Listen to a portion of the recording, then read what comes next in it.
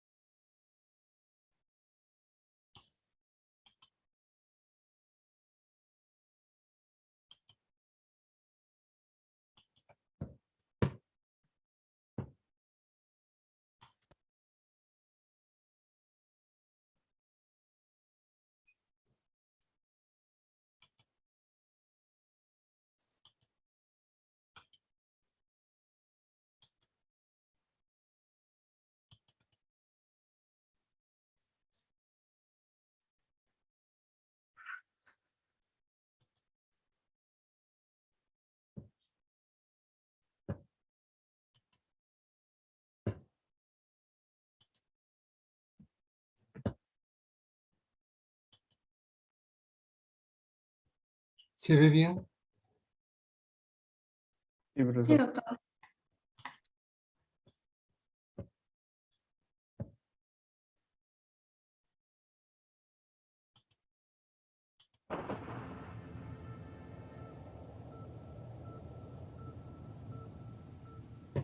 El cerebro es un inmenso laboratorio químico en el que constantemente se están mezclando todo tipo de moléculas.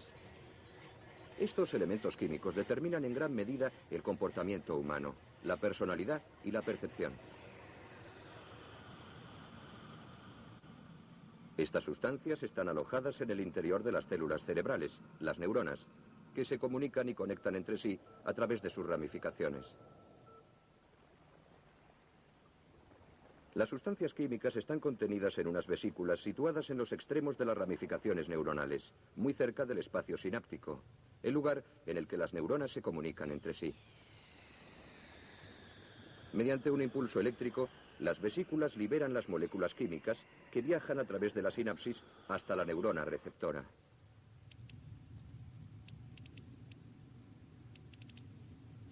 Las neuronas, utilizando su lenguaje electroquímico, hablan entre sí continuamente. Los 100.000 millones de células nerviosas del cerebro forman miles y miles de líneas de comunicación con otras neuronas. La comunicación neurona a neurona constituye la base de toda la actividad cerebral.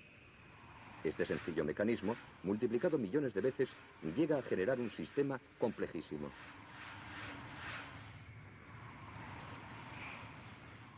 El impulso eléctrico que envía la neurona viaja por una fibra llamada axón hasta llegar al extremo en el que permanecen almacenadas las moléculas químicas. El estímulo eléctrico activa la transmisión química. Las moléculas que atraviesan la sinapsis bombardean la neurona receptora, que posee una membrana especial para fusionarse con las moléculas.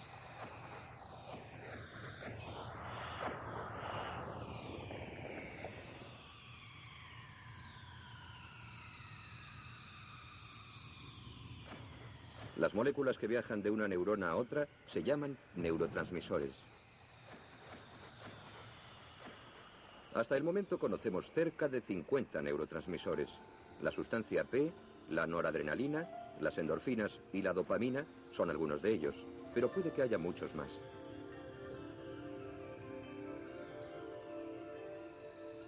Los científicos han descubierto que los neurotransmisores son capaces de modificar e incluso de modelar el comportamiento humano.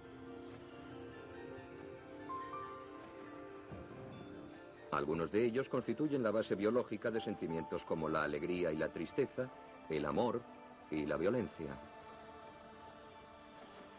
así como la razón por la que percibimos el mundo a través de un prisma humano.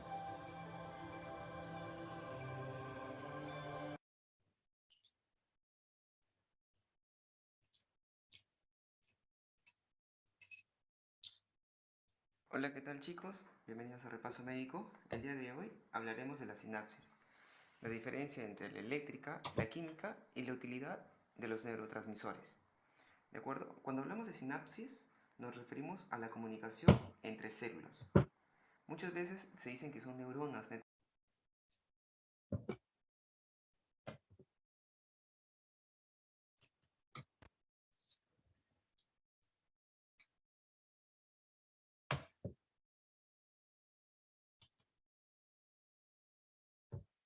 ¿Alguno de ustedes desea comentar lo que hemos visto?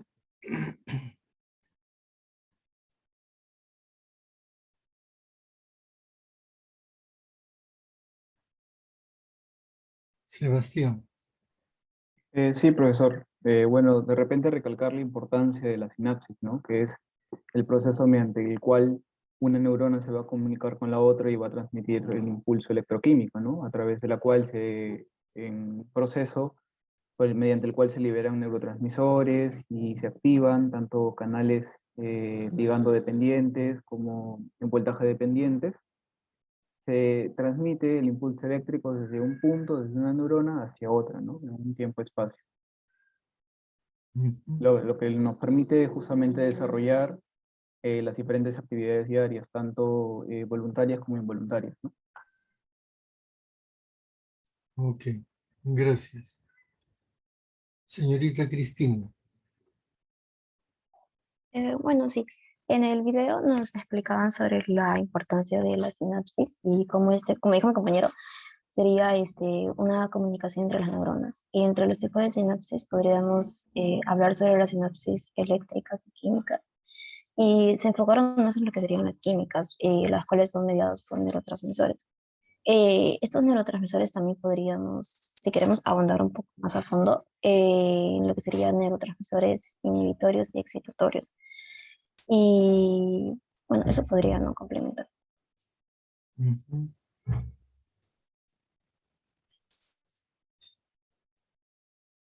Señorita Michaska. Sí, profesor. Bueno, respecto al video nos habla de la sinapsis en sí, ¿no? Que va a ser un proceso donde se va a generar el intercambio o la información que se va a transmitir entre célula a otra. Nos habla también sobre también se refiere mucho de los sinapsis como sinapsis eléctrica, ¿no? Que se va a basar más que todo en el flujo de los iones, a diferencia de la sinapsis química, ¿no? Que va a como liberarse neurotransmisores, como menciona el video, los acetilcolina, también GABA, dopamina o serotonina. Gracias. Señorita Luz. Sí, doctor, como vimos en el video, pues se hablaba sobre los neurotransmisores, ¿no? Que van a ser, que van a estar almacenados en lo que es en la membrana presináptica de las neuronas, y que ante un impulso eléctrico, pues estos se van a liberar, no teniendo su acción sobre la membrana posináptica. Estos neurotransmisores, se mencionaba algunos de ellos, por ejemplo, el GABA, vendría a ser un neurotransmisor inhibitorio, mientras que existe también neurotransmisores como la acetilcolina que van a ser excitatorios, ¿no?, dentro del sistema nervioso.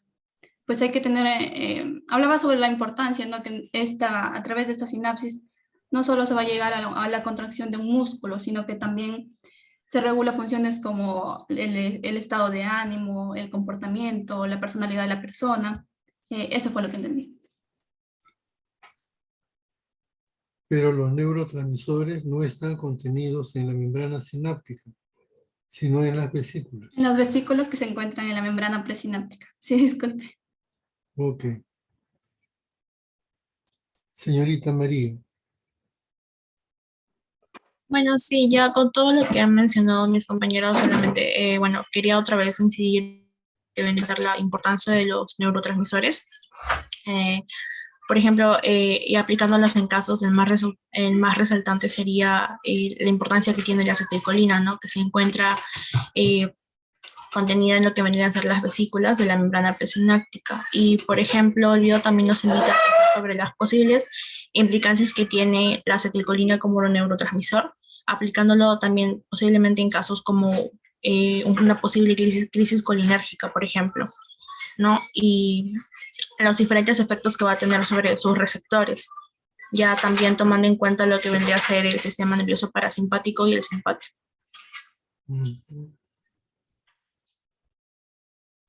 Ok. ¿Dónde he leído lo de la crisis colinérgica? Bueno, lo leí en un artículo que hablaban sobre, bueno, la intoxicación por órganos sulfurados y la diferente clínica que se ponía frente a la crisis colinérgica, que tenía efectos nicotínicos, muscarínicos, y más que todo se hablaba sobre la acción que tenía la acetilcolina y también los posibles efectos que se podían, posibles fármacos que se podían utilizar sobre ciertos receptores. Ok, muy bien. Vamos a iniciar entonces la práctica y le voy a explicar en qué consiste.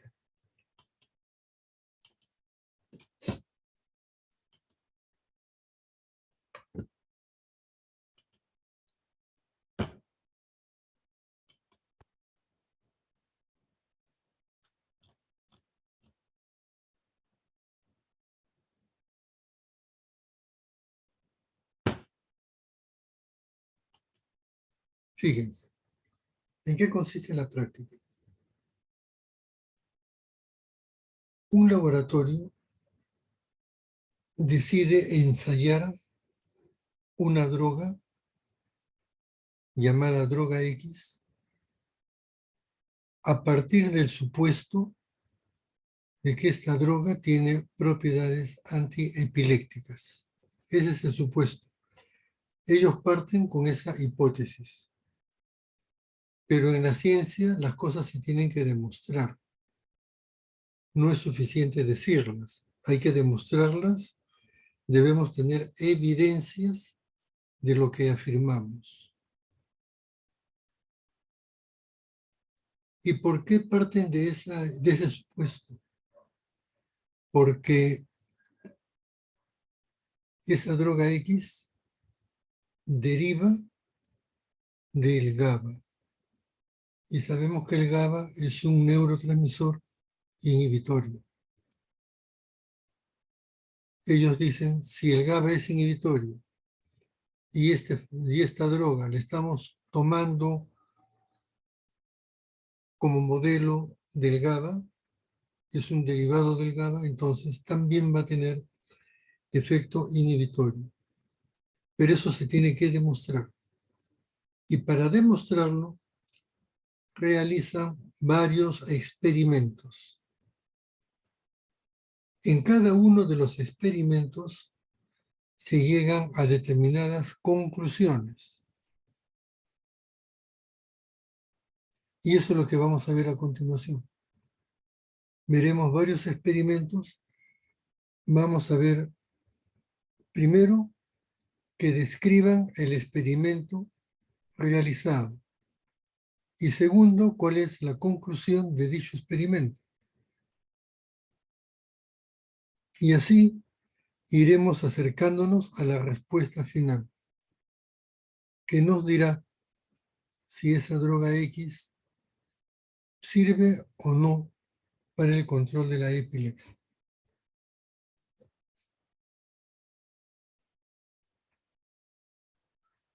Entonces vamos a compartir esto de acá.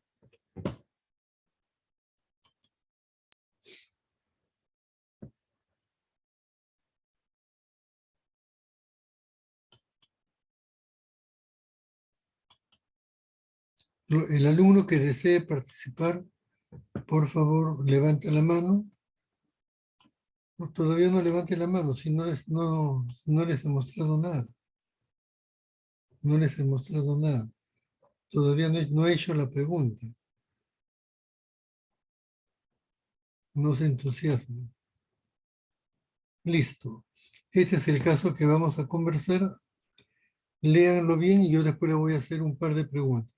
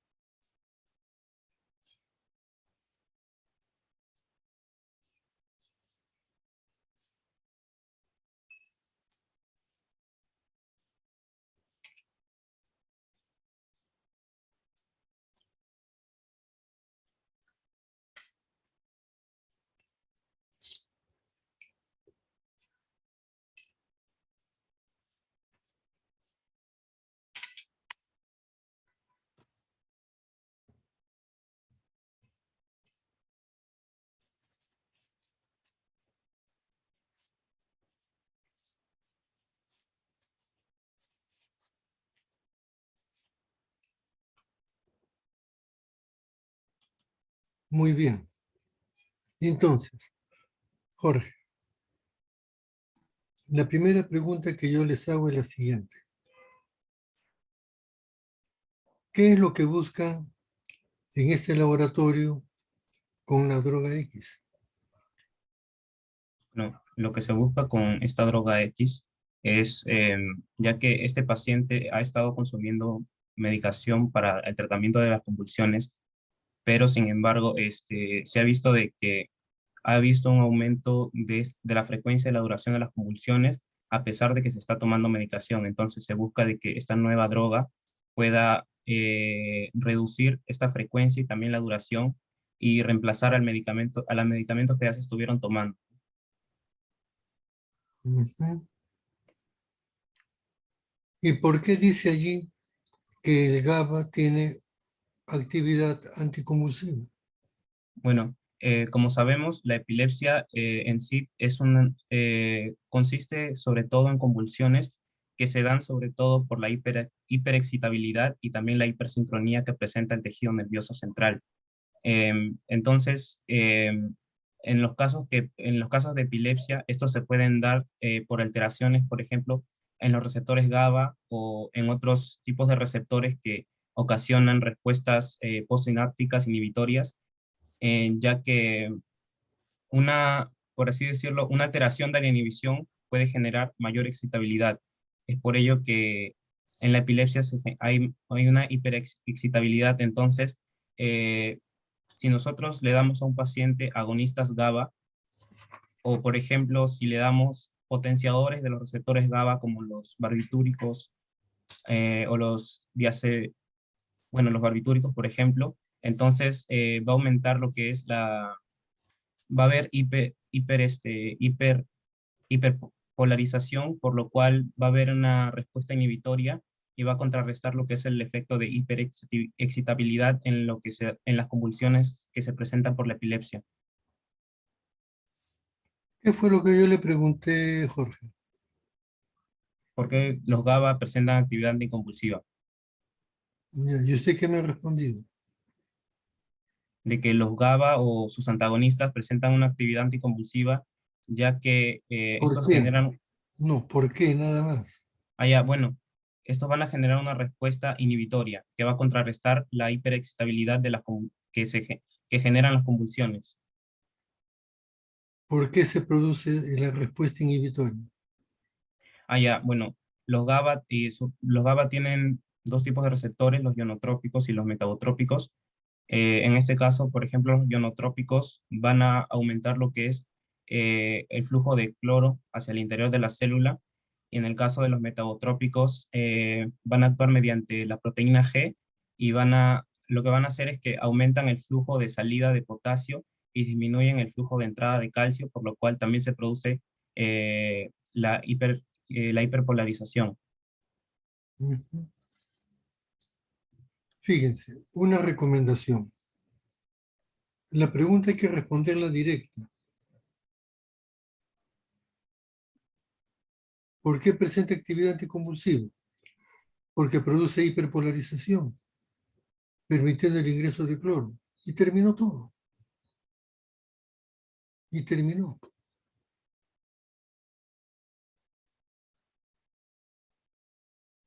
Tienen que acostumbrarse a responder directamente a la pregunta, a desarrollar su capacidad de síntesis.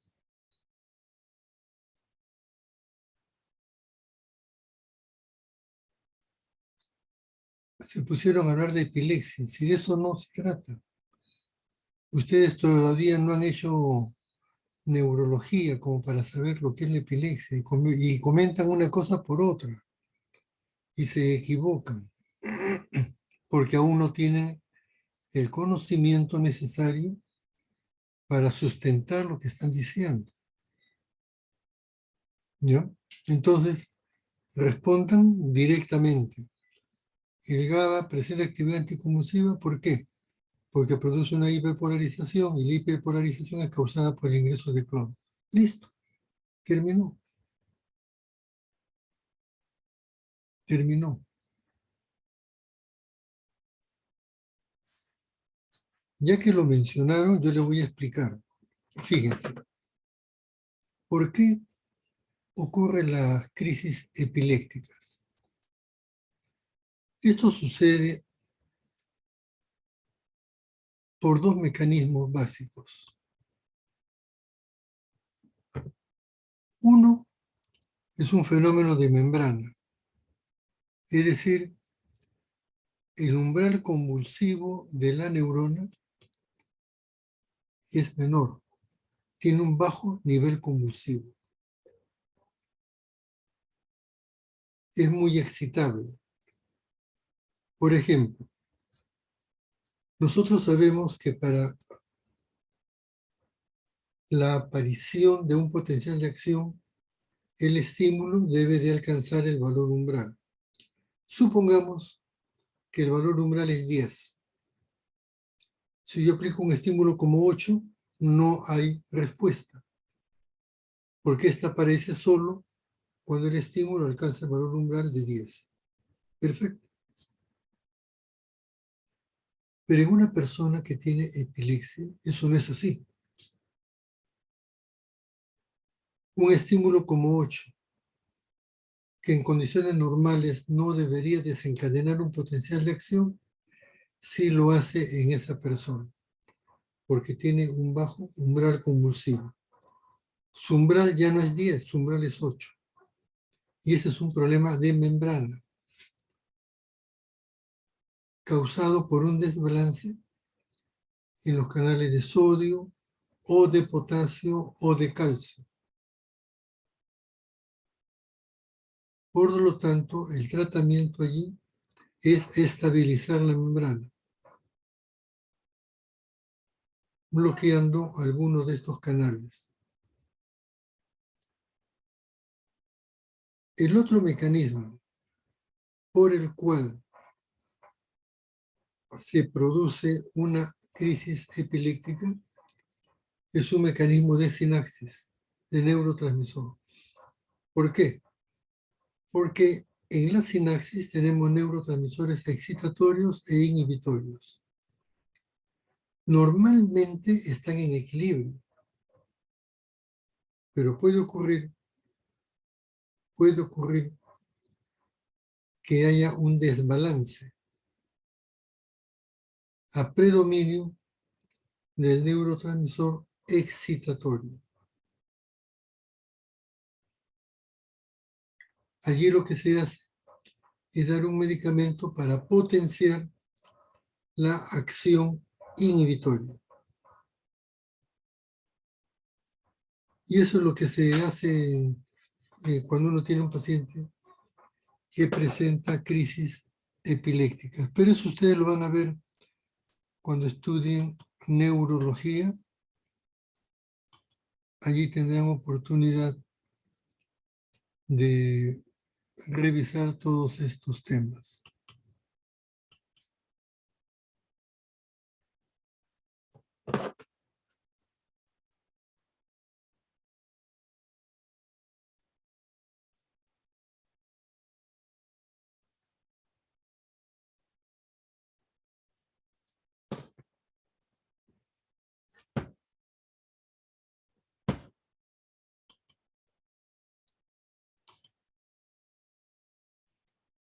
Por favor, lo leen y lo conversamos. Bajen la mano, por favor. Después la van a levantar.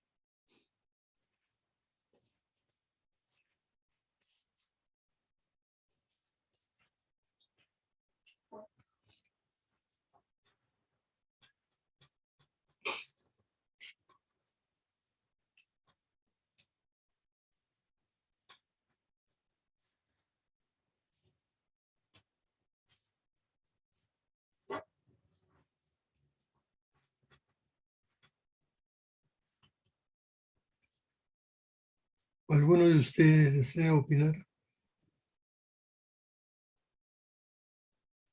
Señorita Nicole, Sí, ¿cuál es profesor. la pregunta? Le voy a formular cuál es la pregunta.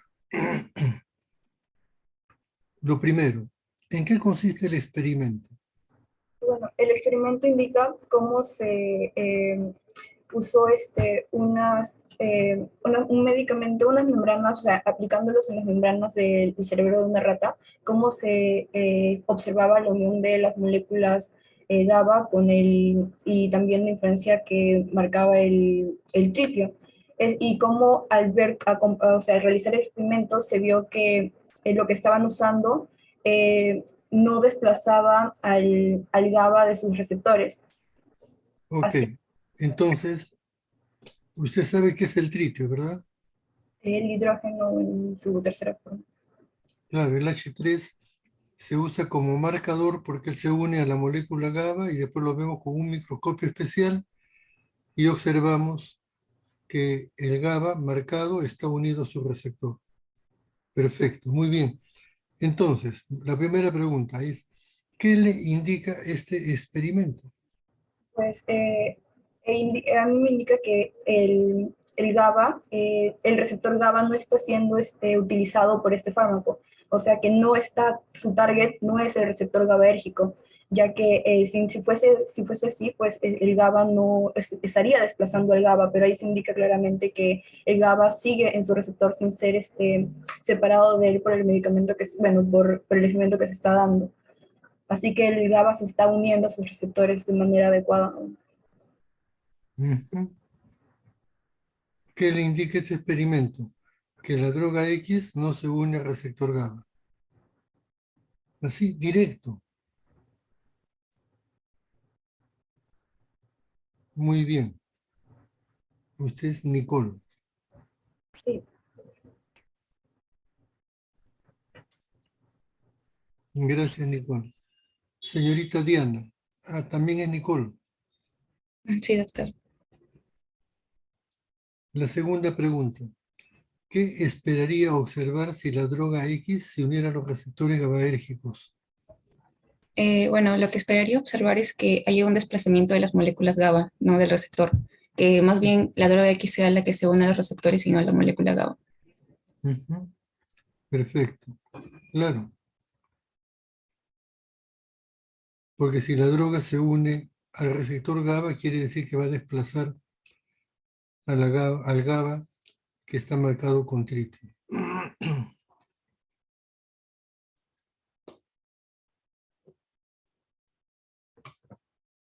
Todos tendrán oportunidad de participar, no se preocupen. Señorita, usted es Nicole, su apellido es Díaz Flores. Nicole Díaz, ok.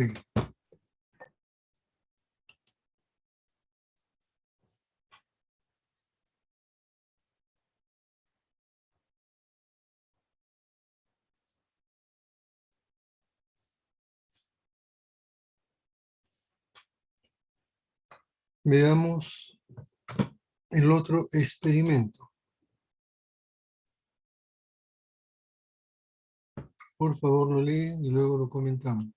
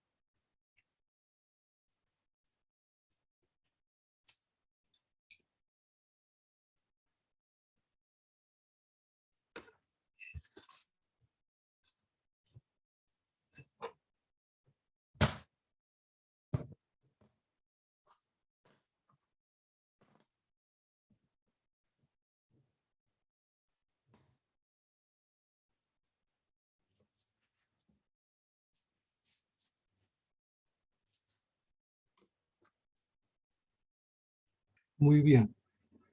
Entonces vamos a comentar el experimento número 2.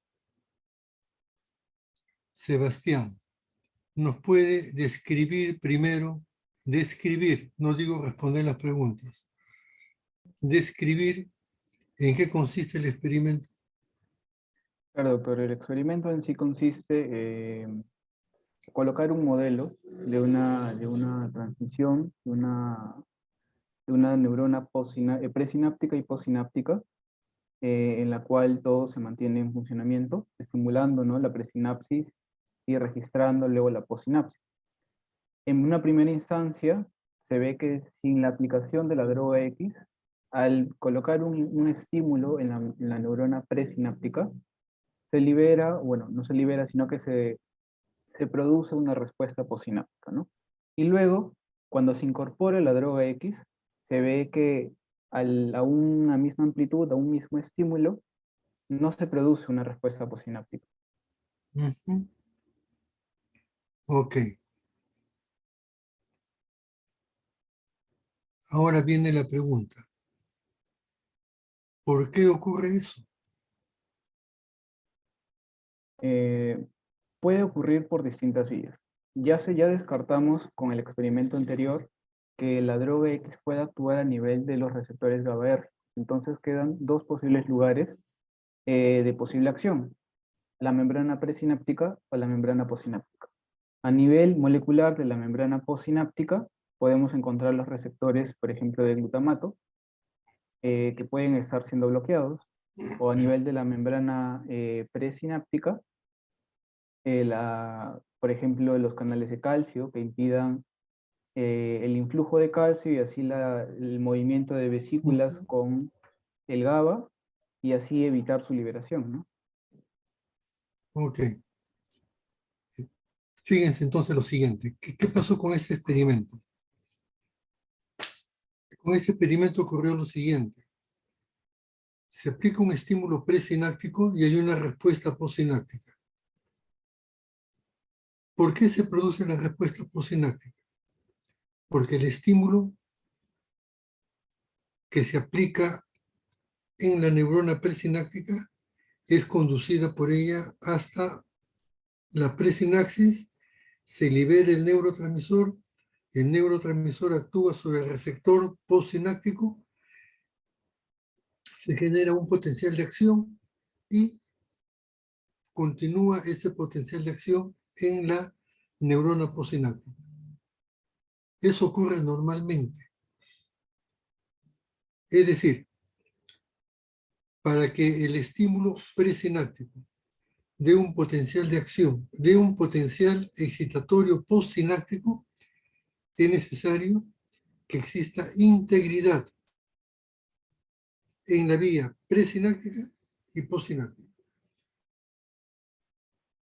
¿De acuerdo? Estamos yendo de lo general a lo particular. O sea, estamos hablando de presináptico, no estamos hablando ni del canal de sodio, ni el de potasio, ni el del calcio. Estamos hablando en líneas generales. Porque es mejor partir de lo general a lo particular.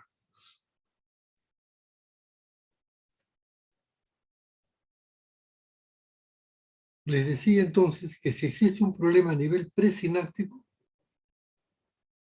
ese potencial no va a liberar neurotransmisor y tampoco va a actuar sobre el receptor y por lo tanto el potencial excitatorio postsináptico o es de baja intensidad o no existe.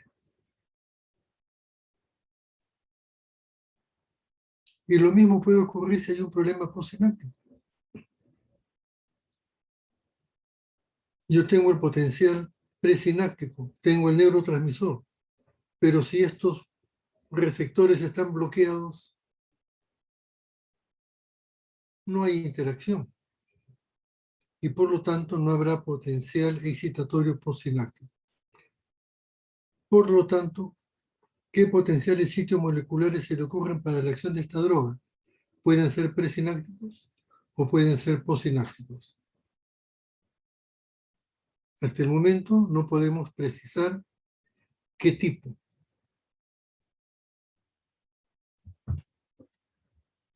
No podemos decirlo con precisión.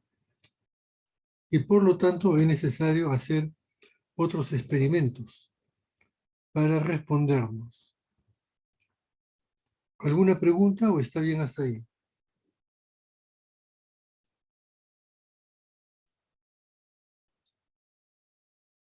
¿Se ha entendido? Sí, doctor. Ok.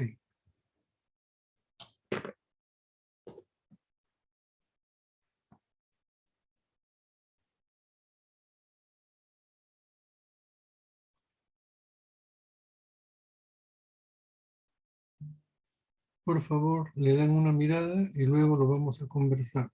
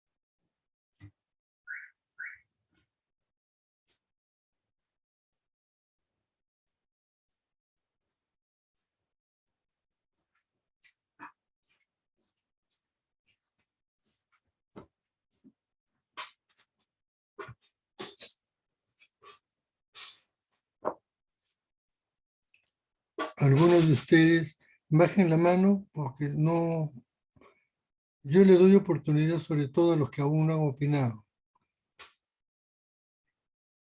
Pero después, si ya no desean opinar, ya ahí quedamos. Señorita María, Sí, doctor.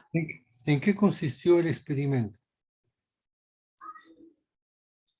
Bueno, en el experimento ha consistido en que se van a utilizar lo que vendría a ser el cerebro de una rata para poder introducir lo que vendría a ser el glutamato marcado y, bueno, a veces si es que esta droga X que estamos probando desde el primer experimento desplaza lo que es las moléculas de glutamato marcado. ¿Y qué pasó?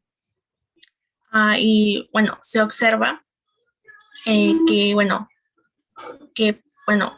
no, bueno, nos están cuestionando si podría ser un antagonista de receptores No, glutamiérgicos. no estamos ahí, no, yo no le he preguntado eso. Estamos todavía describiendo el experimento. Después viene la pregunta. En el experimento, ¿qué ocurrió como consecuencia de aplicar la droga X?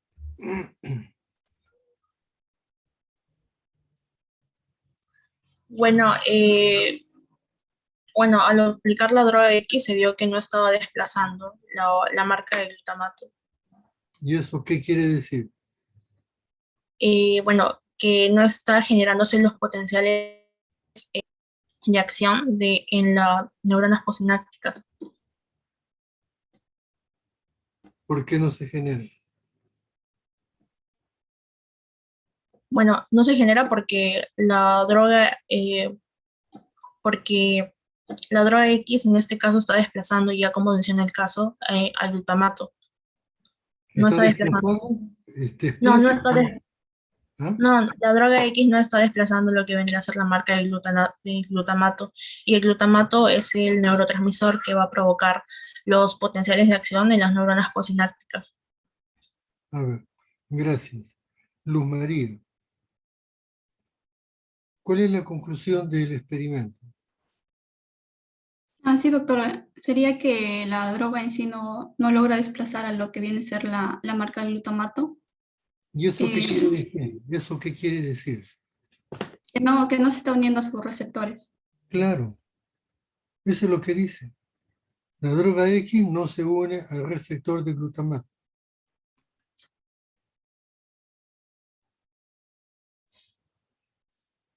Fíjense bien y entiendan bien lo que ahí está anotado. ¿Ya? Porque si entendemos bien, por ejemplo, en qué consiste el experimento, vamos a poderlo responder sin problemas. Entonces, en conclusión, tenemos que la droga X no actúa sobre el receptor de glutamato. Muy bien.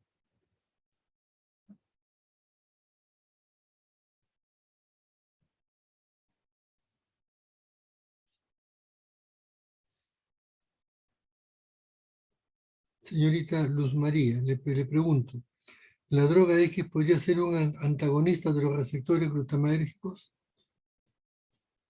Entonces, al no poder unirse a los receptores, no podría ser, porque para que sea antagonista tiene que unirse al receptor y ejercer, ¿no? Ajá, Eh, una inhibición sería en ese caso en el receptor, porque sería antagonista. muy bien. Listo, entonces vamos a continuar.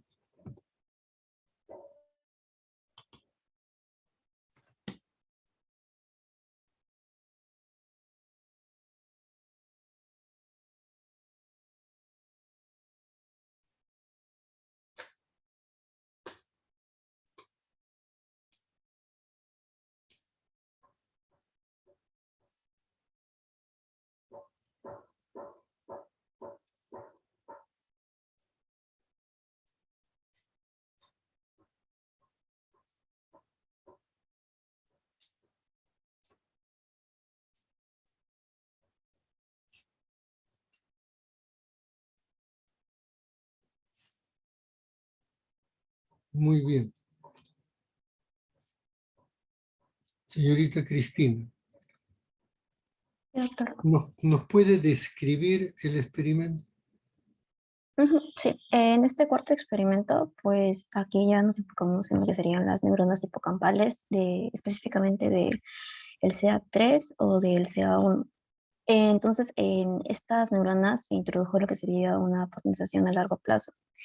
Y esto provocó que haya una estimulación de las vías aferentes. ¿Qué cosa es Eh, la potenciación de largo plazo? la potenciación de largo plazo se da en lo que sería justo el hipocampo, en lo que sería para la retención de información y lo que sería la memoria. ¿Pero qué cosa es? ¿En qué consiste? O sea, como su mismo nombre se da, es que existen estímulos de alta frecuencia. Entonces se va a dar lo que sería una potenciación, justo de ahí su nombre. Y Ya, pero ¿qué ocurre? O sea, ¿cómo es? ¿Qué cosa es la potenciación de largo plazo? en lo que sería A ver, ¿cómo se obtiene la potenciación de largo plazo? en la potenciación a largo plazo, el principal, podríamos decir protagonista, es el glutamato, el cual va a actuar en lo que sería los receptores AMPA, y esos receptores AMPA van a favorecer la entrada de sodio, entonces esto va a provocar una despolarización de la membrana. Entonces, esta despolarización de la membrana va a llevar a una acumulación de sodio y esta acumulación de sodio va a provocar una repulsión electrostática en lo que sería eh, los cationes magnesio, y estos, como son los bloqueantes de los receptores NMDA, lo va a liberar. Entonces va a producir la mayor entrada de sodio y de calcio por el NMDA. Y es esta mayor entrada de sodio lo que va a dar la potenciación a largo plazo. Ujú. Ya, ok, gracias.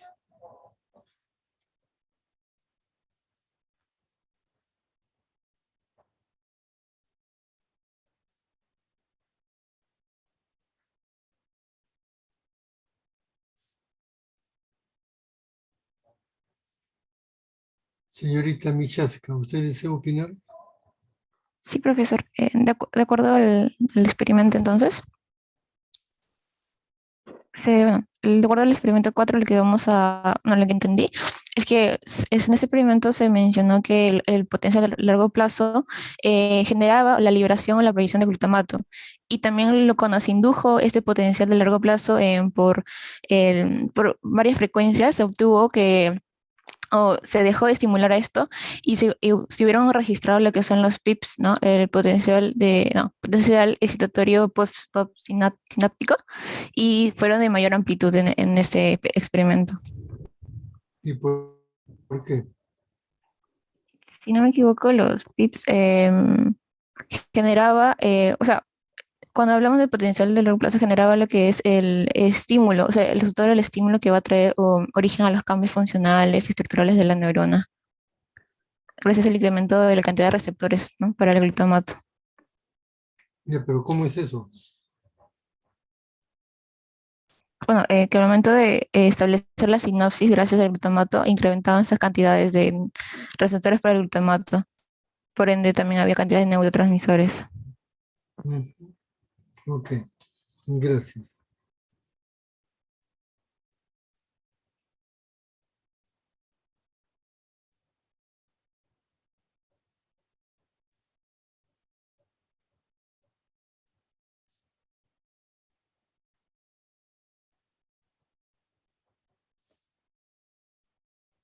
Señorita Díaz, ¿usted desea agregar algo? Sí, doctor, quería agregar algo más acerca de la potenciación a largo plazo y tenía entendido que era la aplicación de varios estímulos que se daba a nivel presináptico para poder obtener como que una respuesta de mayor intensidad y que pueda pues perdurar como que a través del tiempo. Ujú.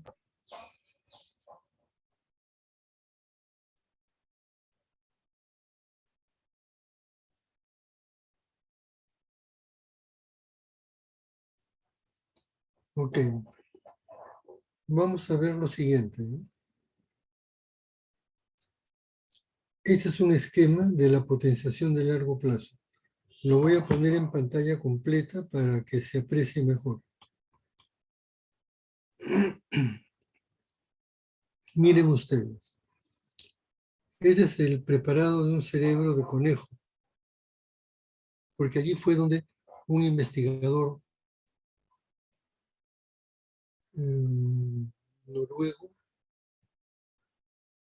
Lemo, allá por el 1943 más o menos, estaba realizando estudios sobre memoria. Y tenía esta preparación.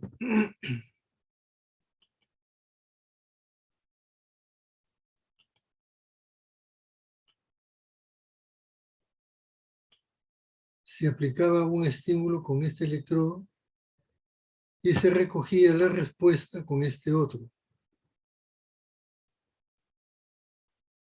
Muy bien. En este eje tenemos al tiempo en el cual se van aplicando los estímulos. Los estímulos son estos puntos azules. Cada 5 minutos aproximadamente se aplica un estímulo. Y en este eje tenemos graficada la respuesta.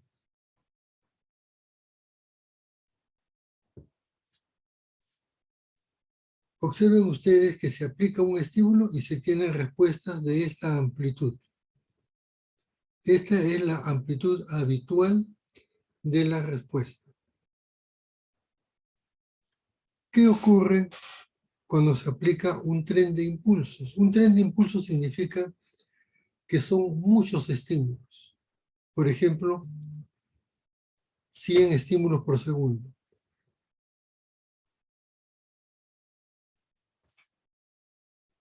Se aplica ese estímulo y se obtiene esta respuesta. Vean ustedes una respuesta sumamente amplia,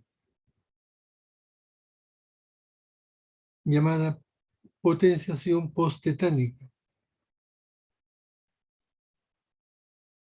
Como se aplicó solo un tren de impulsos, se deja pasar luego los 5 minutos para aplicar un estímulo aislado, solo un estímulo. Y se obtiene una respuesta de amplitud mayor a la que se había descrito antes del experimento. Y lo que es más importante, este tipo de respuesta se mantiene a través del tiempo. Y a esto se le llamó potenciación de largo plazo.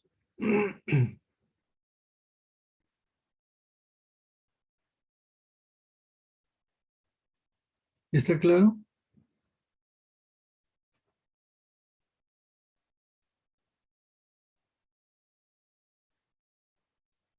¿Se ha entendido esto?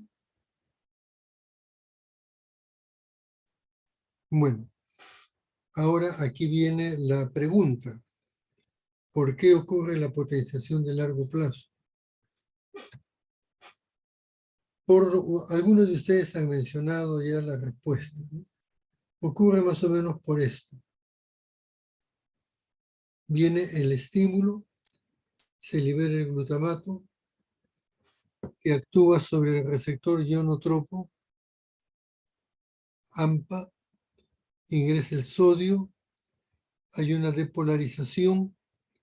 Como consecuencia de la depolarización, el magnesio que estaba ocupando acá el canal del receptor NMDA es desplazado. Ingresa el calcio y el calcio tiene varias acciones. Va a activar un sistema de fosforilasas. Va a activar la formación del óxido nítrico, que es un neurotransmisor, el mismo que es captado por la terminal presináptica. Después veremos para qué sirve el óxido nítrico. Y además de eso, el calcio va a estimular la actividad de receptores AMPA que no respondían al estímulo. Y además va a contribuir a la formación de nuevos receptores. Es decir, disponemos de una mayor cantidad de receptores. ¿Y el óxido nítrico qué función tiene?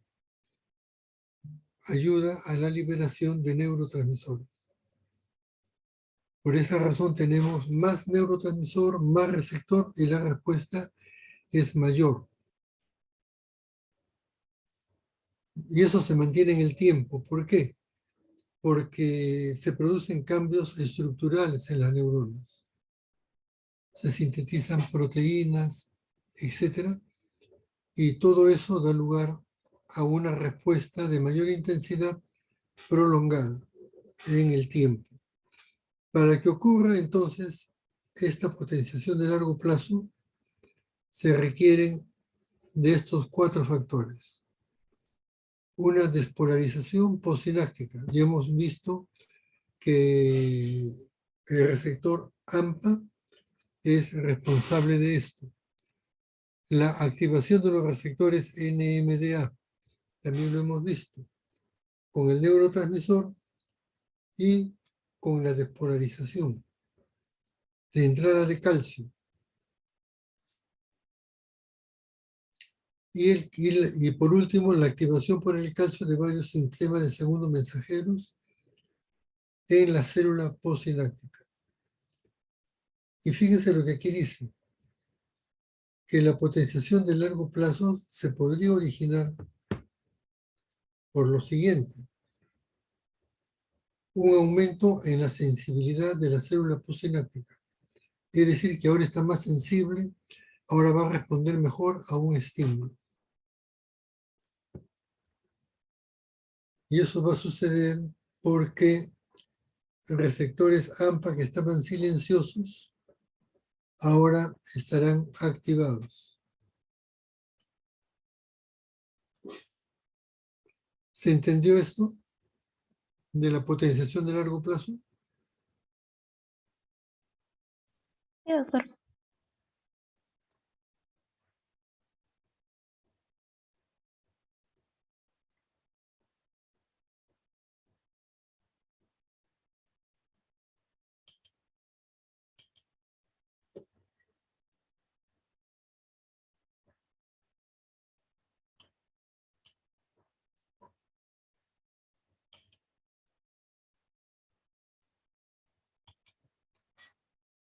Muy bien. Ahora ya sabemos lo que es la potenciación de largo plazo. Ya hemos estimulado y hemos liberado la potenciación de largo plazo en la célula postsináptica. Lean esto. A ver. No. Estamos acá. Esto ya lo hemos descrito. Muy bien. Ahora vamos a ver algunas variantes. Esto de acá. Por favor, lo leen y luego lo conversamos.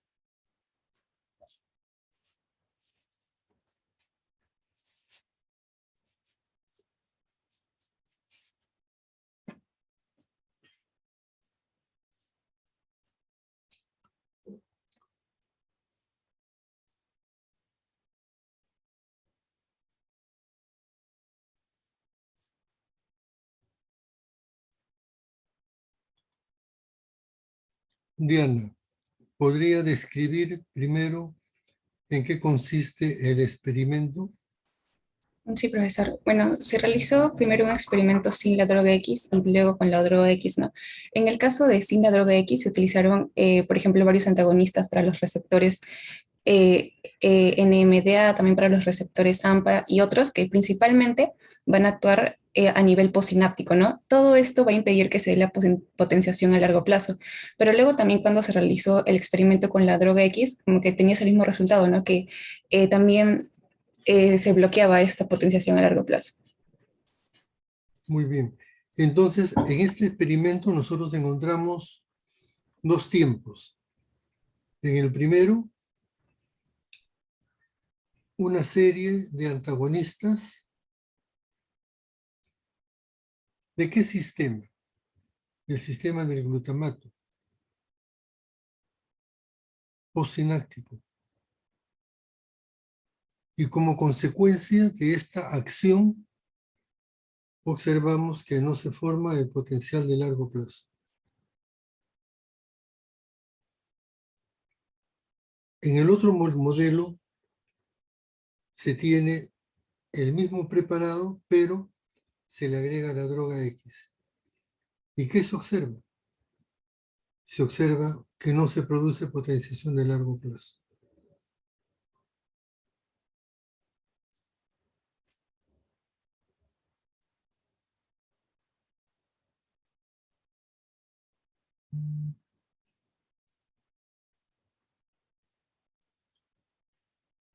Gracias. Señorita Pimentel, Doctor. la pregunta que ahí está planteada. Bueno, ¿Dónde hay, cree, un momentito, dónde cree que puede actuar la droga X? la droga X podría actuar a nivel presináptico, ya que se descartó todos los receptores en la membrana postsináptica. Ujú. Ahora, le hago la otra pregunta. La inducción de potencial de largo plazo depende solo de lo que ocurre en la possinapsis. No, en el caso de la potenciación de largo plazo es necesario que funcione la presinapsis, la membrana presináptica, el postsináptico y también la hendidura sináptica. Por favor, no le entendí muy bien. O sea, para que se dé la potenciación a largo plazo es necesario que funcione el presináptico, postsináptico y la hendidura sináptica. Presináptico, postsináptico, ¿y qué más dijo? Hendidura sináptica. Ya, ok.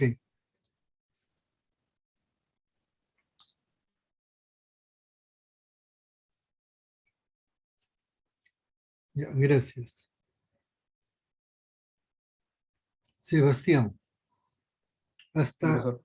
hasta este momento, ¿qué sabemos de la droga X?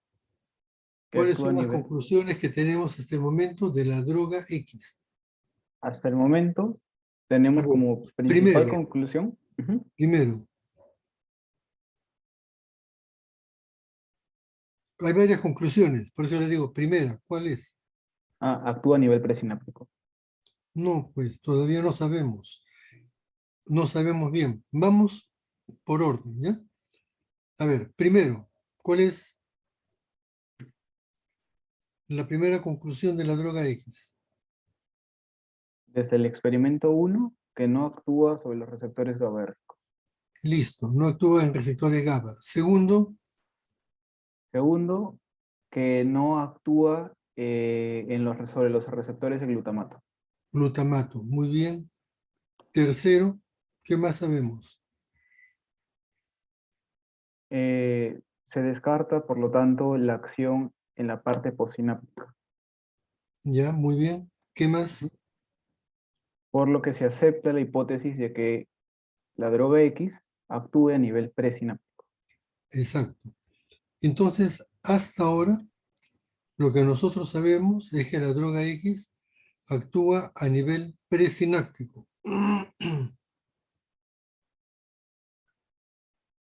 No tenemos claro en qué parte de la presinapsis,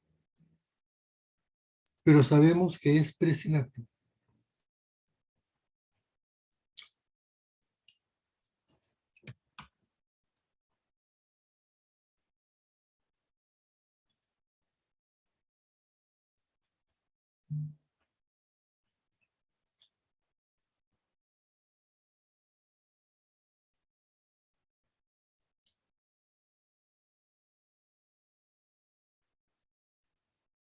Ok,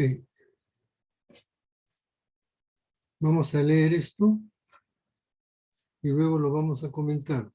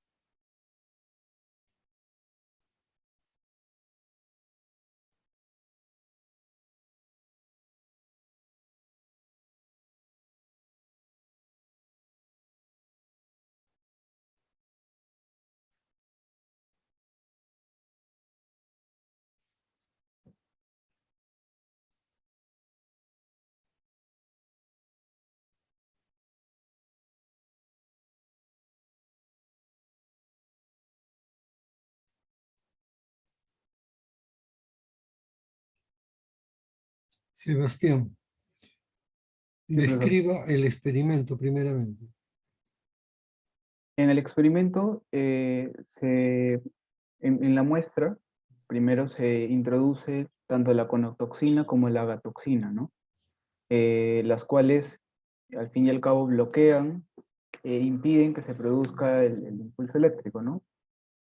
Luego, se coloca la droga X y se ve que se obtiene el mismo efecto que la conotoxina y la agatoxina, con la diferencia de que la acción de ambas toxinas juntas tienen un resultado un poco más severo, ¿no? Lo que se bloquea es la potenciación de largo plazo. Correcto. ¿Y por qué cuando actúan las dos drogas la acción es más intensa? Porque la acción ocurre en dos puntos diferentes, lo que ¿Cómo es eso? intensifica la respuesta. Lo que pasa es que la agatoxina actúa a nivel de los receptores de glutamato y la conotoxina actúa a nivel presináptico, bloqueando los canales de sodio y calcio, ¿no? Entonces, Ujú. al haber doble acción, va a haber una respuesta aún mayor. Y la droga X hasta ahora sabemos que actúa ¿en qué A nivel? nivel presináptico. A nivel presináptico. Ujú. Muy bien.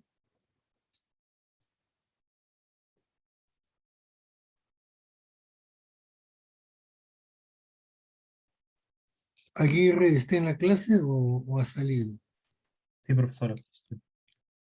¿Qué pasa? ¿Usted ya no opina ya? Opinó una vez, levantó la mano antes que empiece la clase y después ya no ha querido opinar. ¿Qué sucede? Tiene que opinar, solamente ha participado una vez. Ok. Em, bueno, en este caso, como Bueno, ya mencioné, el tema entonces es más o menos así. Tenemos que la conotoxina y la agatoxina son venenos neurotóxicos.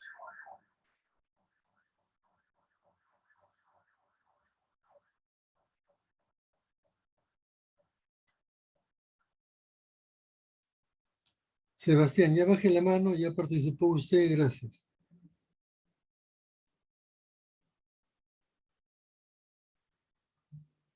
¿De dónde se obtiene la conotoxina, señorita Cristina? Había leído que es un péptido neurotóxico en lo que serían los caracoles marinos. ¿Y la agatoxina? Leí un artículo en el cual se mencionaba que era una ¿Cómo? había leído que era de una araña. Ujú.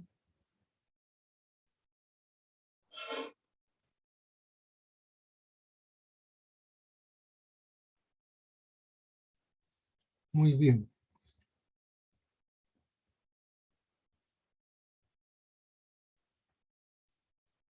Señorita María. Sí, doctor. Bueno, ¿usted cree que la droga X serviría como tratamiento de la epilepsia?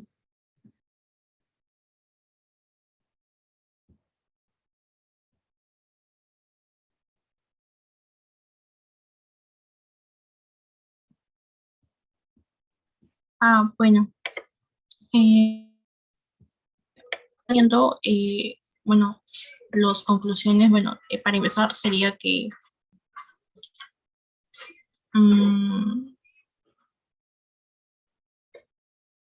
no podría actuar como tratamiento para la epilepsia. ¿Y por qué, señorita? Un momento. Ya, bueno, no podría actuar como tratamiento para lo que vendría a ser la epilepsia, porque, bueno, hemos visto que los receptores, los cuales van a intervenir en todo este proceso que bueno, va a terminar en que vendría a ser lo de la epilepsia, no van a ser sitios de acción para esta droga que se está utilizando. El fármaco va a actuar a nivel presináptico y no, hemos visto que las dos únicas opciones también, luego con lo último que mencionó mi compañero, las dos últimas opciones presinápticas de acción van a ser o bloquear canales de calcio o los canales de sodio. Sí, estoy en mi casa, tía, para las 4. Ok, María, no se preocupe. Sí, disculpe, profesor. ¿Terminó o desea seguir opinando?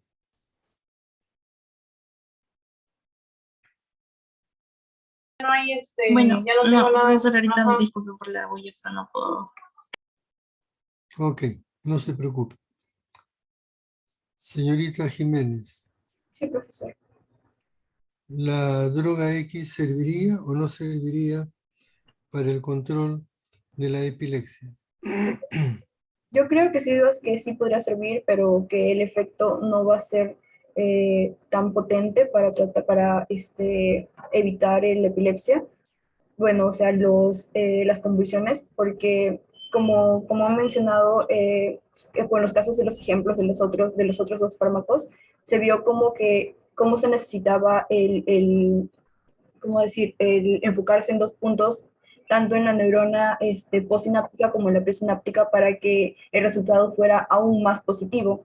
Entonces, si solo se aplicase, como en el caso de la droga X, en la neurona presináptica, pues solo estaría impulsando la salida del glutamato, que muy bien va a ayudar a que pueda ser captado por los receptores, o sea, que va a estar para ser captado por los receptores del glutamato, pero no va a ser tan potente a comparación de si se hace otro fármaco.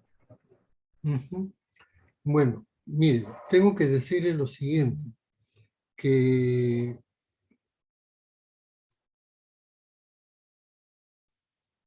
hay fármacos que actúan, por ejemplo, en el canal de sodio, nada más.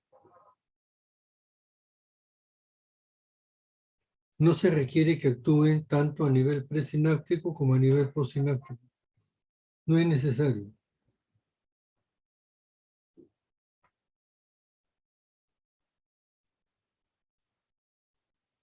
¿De acuerdo? Ok. Baje la mano.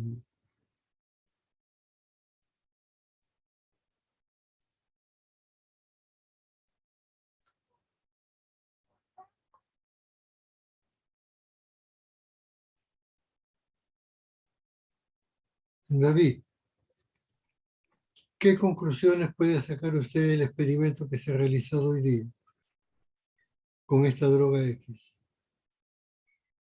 Bueno, como ya mencionaron mis compañeros, esta droga X principalmente no va a actuar sobre ni los receptores GABAérgicos, tampoco los receptores glutamérgicos de la membrana postsináptica.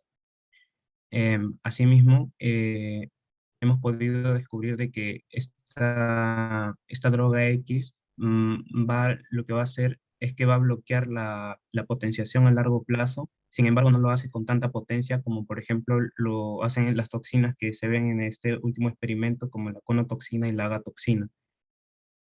Y bueno, en mi opinión, yo considero de que esta droga sí podría usarse para el tratamiento de la epilepsia, ya que, como ya mencioné, va a bloquear esta potenciación. Sin embargo, no lo hace de manera total. Es decir, porque no se busca de que esta droga bloquee la potenciación de manera total, sino que lo haga de una manera intensa, pero no tanto, porque si fuese total, no habría respuesta posináptica. Y yo considero que eso sería negativo, ¿no? Ujú. Ok, gracias. Una consulta, una pregunta antes de continuar. ¿El grupo tiene un delegado? Sí, doctor, soy yo. ¿Quién es? Diana Díaz. Ah, Diana, usted es la delegada. Ya, ok. Entonces usted ya le dio su correo institucional y su teléfono. Sí, lo coloqué la clase pasada en el chat de Ya, Zoom. ok. Gracias. Yo le voy a pasar las notas de esta evaluación hoy día. No hoy día, mañana se las pasaré, ¿no? Digo la evaluación de hoy día. Si algún alumno tiene que hacer algún reclamo, es su derecho, lo plantea a través de la delegada. El favor que le pediría es que me diga, en el minuto 20 tuve una intervención que no la han calificado. En el minuto 40 di una buena respuesta y no entiendo por qué me han puesto malo, o algo así. Entonces, yo tendré la oportunidad de buscar exactamente el momento y revisarlo. Ok.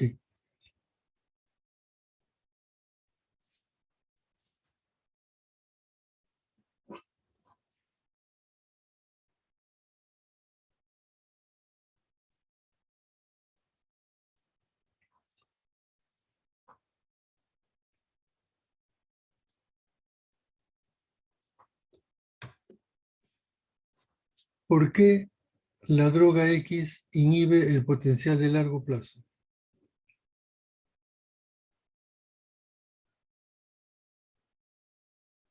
Sebastián.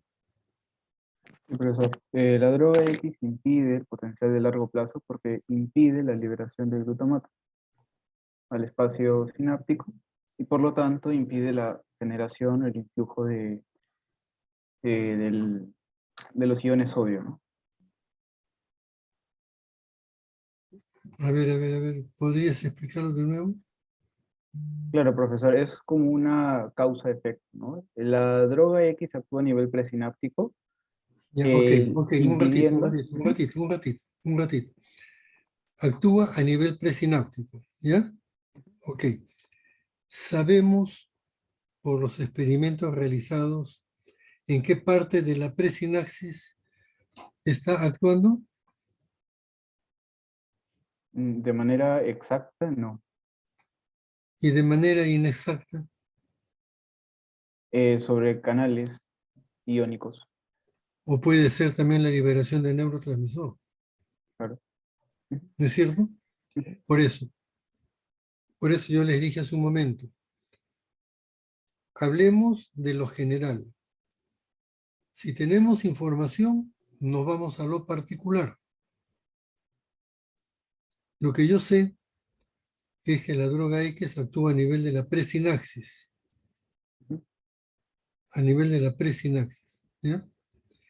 Es muy probable que actúe a nivel de la membrana, porque ese es el efecto de la conotoxina.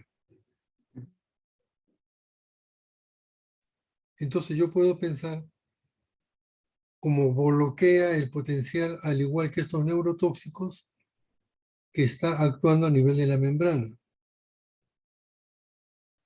Esa es una posibilidad. Pero seguramente faltarán más experimentos para precisarlo. ¿Ya? Listo. Entonces, lo que podemos señalar hasta este punto es la droga X actúa a nivel de la presinapsis. Profesor. Eso es lo que sabemos. ¿Y qué pasa cuando actúa a nivel de la presinapsis? ¿Hay potencial de acción o no hay potencial de acción? No, no hay potencial de acción. Y por lo tanto, No hay transmisión del impulso eléctrico. y eso trae consigo que se induzca la potenciación de largo plazo o que no haya potenciación de largo plazo. Que no haya potenciación de largo plazo. Se inhibe. Ujú. Perfecto.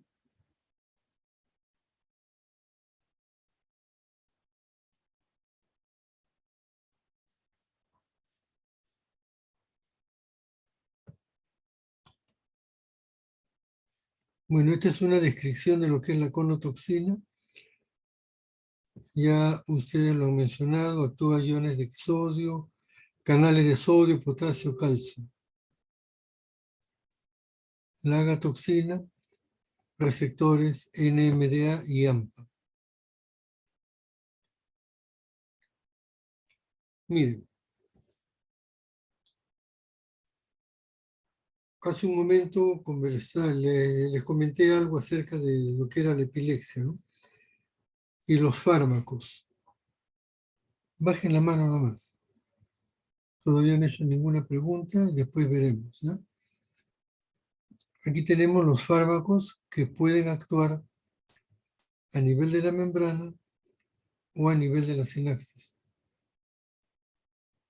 Actúan a nivel de la membrana para estabilizarla y controlar el valor umbral,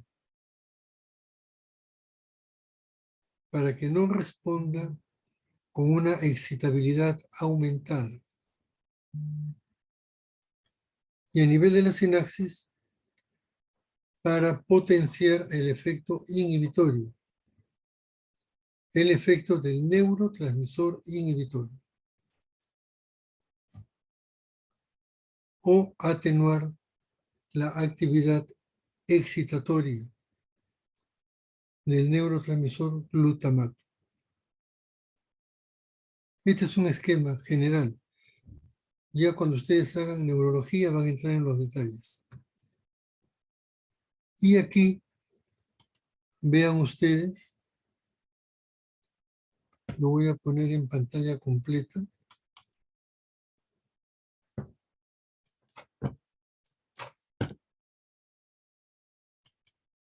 Vean ustedes,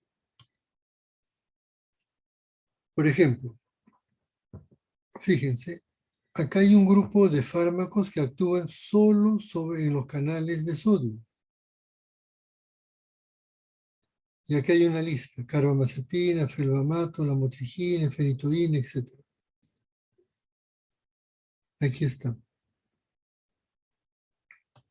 Aquí tenemos otro que actúa sobre los receptores, AMPA y NMDA. Aquí tenemos felbamato, lamotrigina y topiramato. Y así tenemos fármacos que actúan en diferentes niveles de la sinapsis para controlar la excitabilidad de la membrana y la acción inhibitoria o excitatoria de los neurotransmisores liberados en la sinapsis.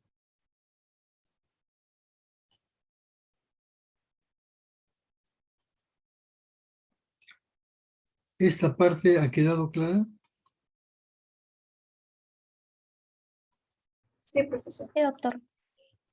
Ok.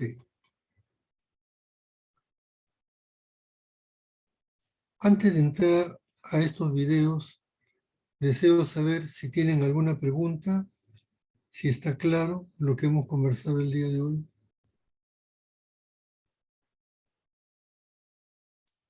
Sí, David. Profesor, en el libro de Gannon había leído de que la entrada masiva de calcio por los canales NMDA podría generar un efecto excitotóxico y Bueno, quería saber si este efecto excitotóxico tendría algo que ver con la LTP, con el potenciación a largo plazo. No. Por ejemplo, cuando hay un infarto cerebral, ingresa mucho calcio a las células nerviosas, a las neuronas, y ese es un factor de muerte neuronal. Ese es el efecto citotóxico, produce muerte neuronal. Entonces lo que se hace es darle un agente que bloquee el ingreso de calcio.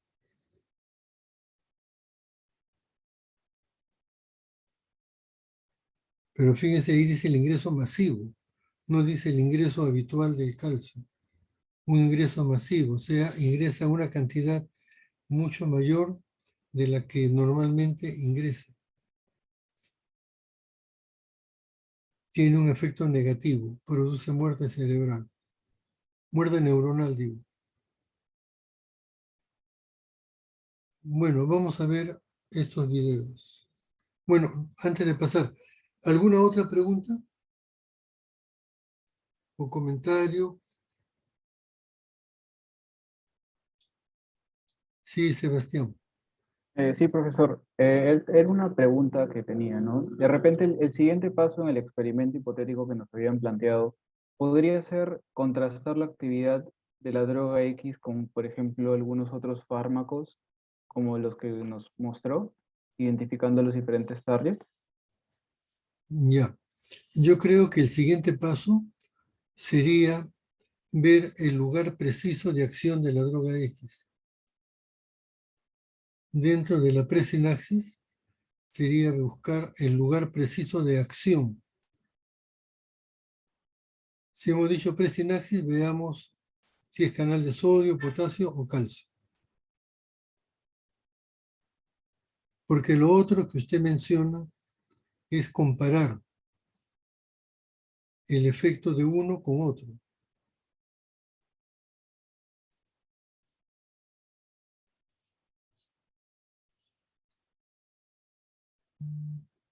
¿Le respondí su pregunta? ¿Está bien? Sí, profesor, está bien. Muchas gracias. Ok. Bueno, vamos a ver esto entonces.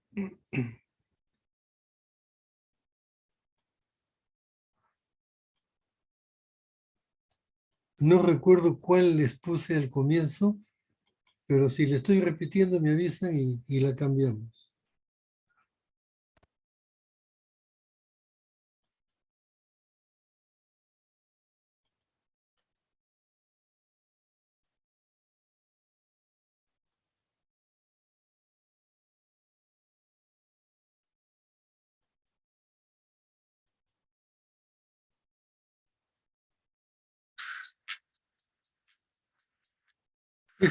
Esta no la hemos visto, ¿no?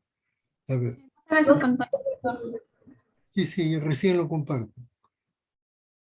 A ver, esta de acá no la hemos visto.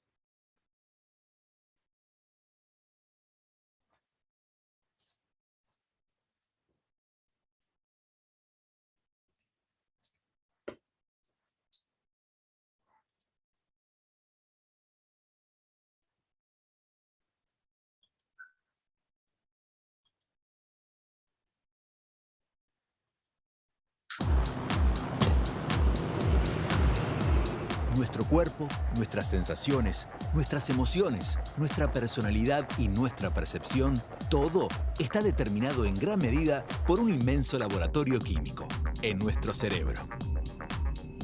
Las distintas zonas del cerebro procesan distintas informaciones, pensamientos, emociones, recuerdos y actividades de nuestro organismo sin que nos demos cuenta. ¿Cómo sucede esto? Estas son las neuronas. Nuestro cerebro está conformado por 100.000 millones de ellas que se conectan entre sí formando una verdadera red. Aquí vemos una neurona con claridad. Se comunican entre sí a través de un lenguaje electroquímico. Miren. Este es el punto de encuentro entre neuronas.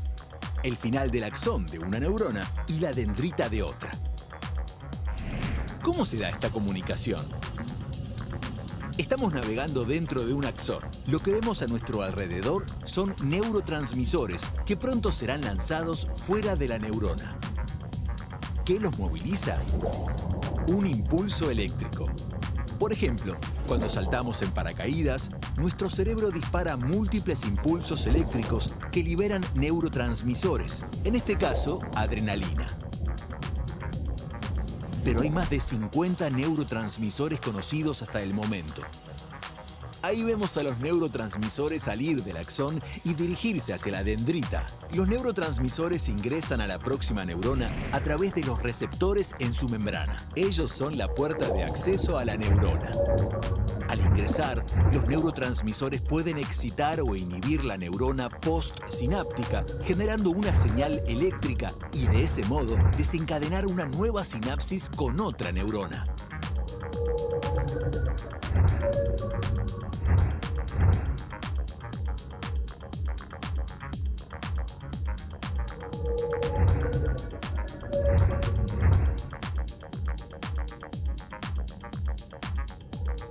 Esta hermosa lluvia de endorfinas que podemos apreciar la complejidad de este lenguaje electroquímico se da en nuestro cuerpo en apenas una fracción de segundo.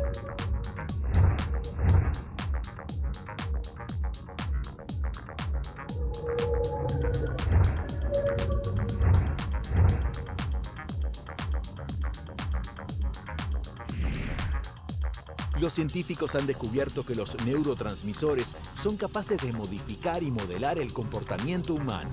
Nuestro cerebro es un organismo complejo y extraordinario que aún no comprendemos del todo y nos sigue asombrando.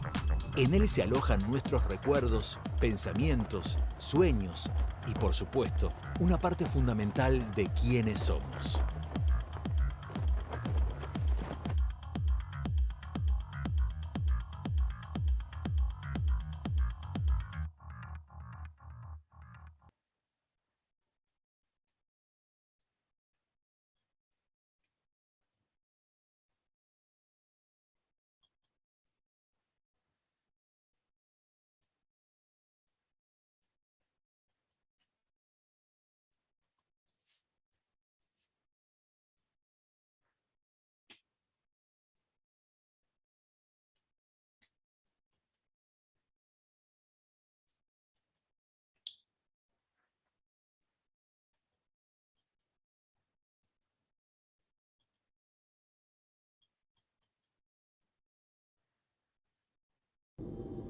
Todo empieza con esta ¿Se ve bien?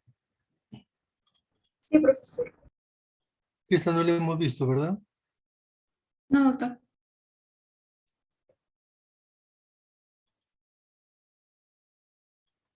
Todo empieza con esta estructura en forma de árbol. Es una célula nerviosa o neurona. Esto es una neurona real, ampliada 10.000 veces. Las neuronas son los diminutos bloques de construcción del cerebro. Hacen algo sorprendente que activa todos nuestros pensamientos. Disparan un impulso eléctrico. Increíblemente, ahora podemos ver cómo se dispara uno. Esta es la primera vez que se ha visto por televisión.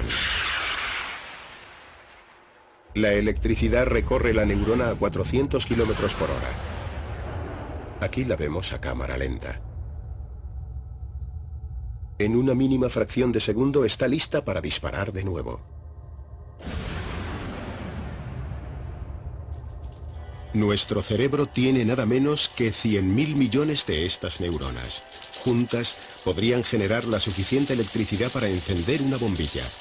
Para complicar aún más las cosas, las ramas de cada neurona están conectadas a miles de otras neuronas. Es difícil hacerse la idea de la escala de estas conexiones.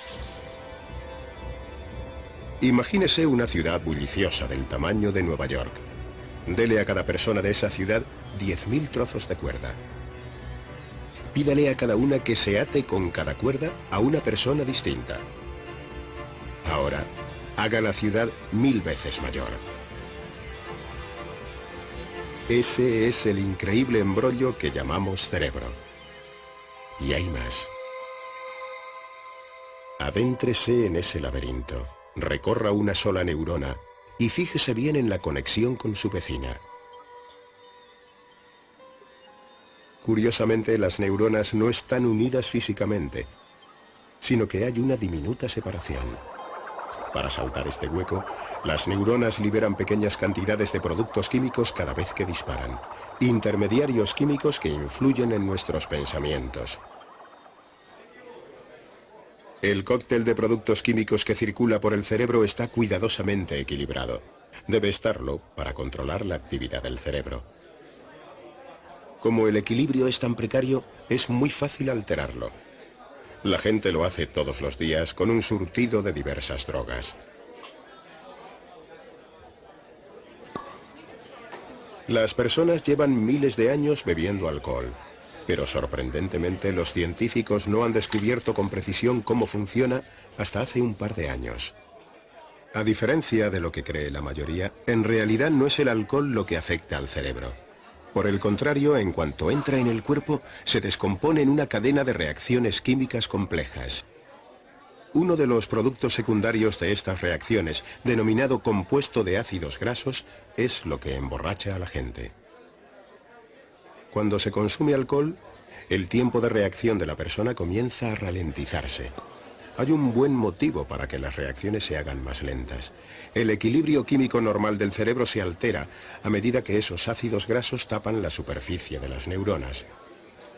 Los ácidos grasos solo atacan partes del cerebro, las que controlan el habla, el humor y la memoria.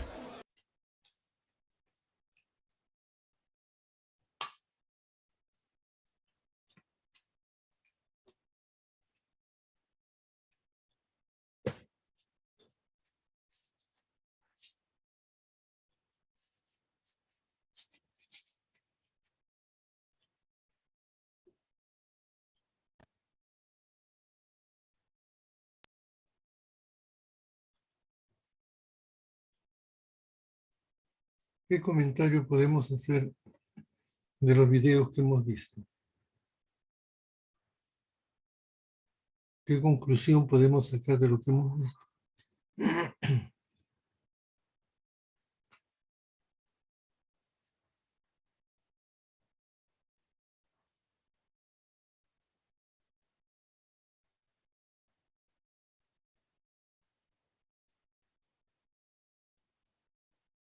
Cristina. Bueno, en los 3 videos que hemos visto, puedo sacar como conclusión y la más resaltante, que la comunicación entre neuronas se da gracias a lo que sería la sinapsis.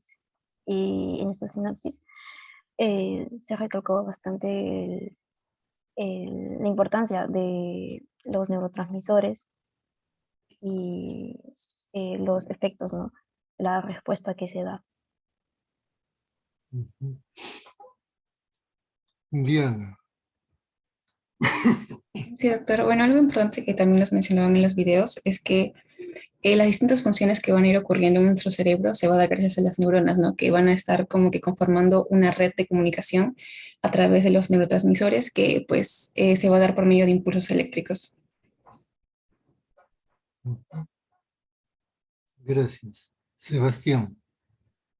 Sí, profesor, de repente comentar una conclusión acerca del último video que vimos, el cual comentaba que no era el alcohol el que causaba los efectos de una persona ebria, sino los ácidos grasos, ¿no? Entonces eso me llevó a concluir de repente que una persona que tenga una tendencia a la obesidad, por ejemplo, que tenga una mayor cantidad de ácidos grasos disponibles, pueda ser pueda tener una mayor susceptibilidad a padecer de estos efectos, ¿no? Lo que se refiere es lo siguiente, que el alcohol dentro de su metabolismo, dentro del metabolismo del alcohol se van a generar varios productos finales. Uno de ellos son unos ácidos grasos, que no tienen nada que ver con la grasa corporal. ¿Mm? Bueno, lo que yo voy a hacer es compartir en el chat, porque todavía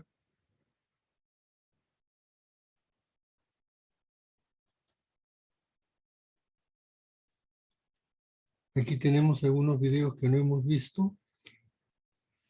con la indicación de que por favor ustedes lo puedan revisar en su casa.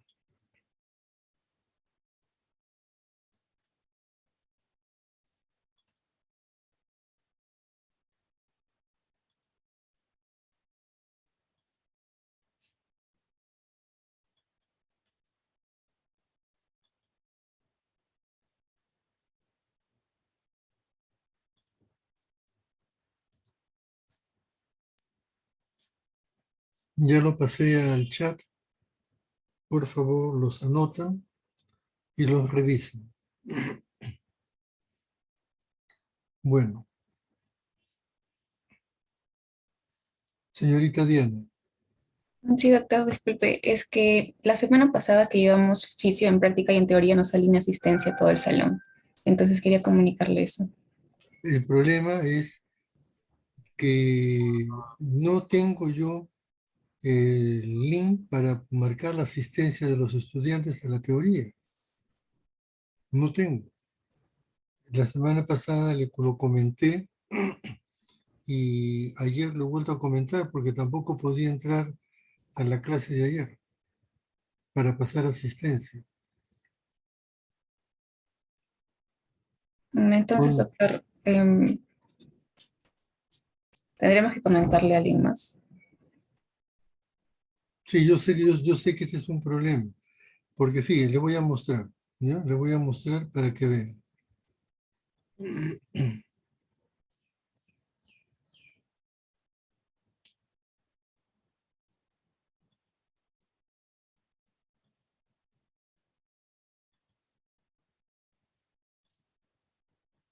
Ven la lámina de mis clases de hoy.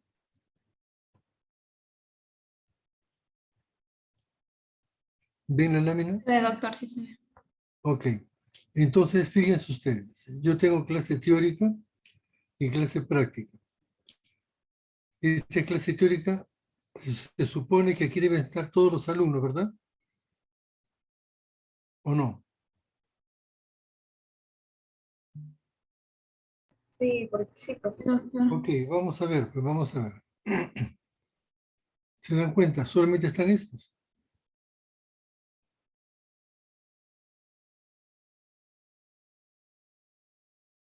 Que son los que yo pasé lista. No hay más. ¿Se dan cuenta? Sí, Aquí sí están las prácticas, ¿no? Esa es otra cosa. Por ejemplo, este es el grupo que viene después.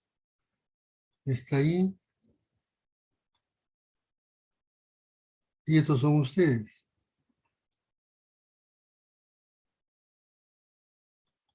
¿Se dan cuenta?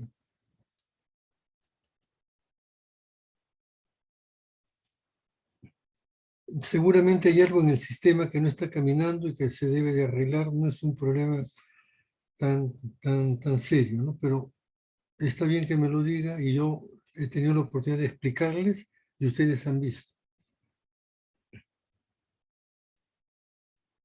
Espero que en estos días se arregle, pues. ¿Ya? Bueno, allí nos quedamos. Que todo le vaya bien, que tengan un buen fin de semana. Hasta la próxima. hasta luego, doctor. Doctor, muchas gracias. Que le vaya bien.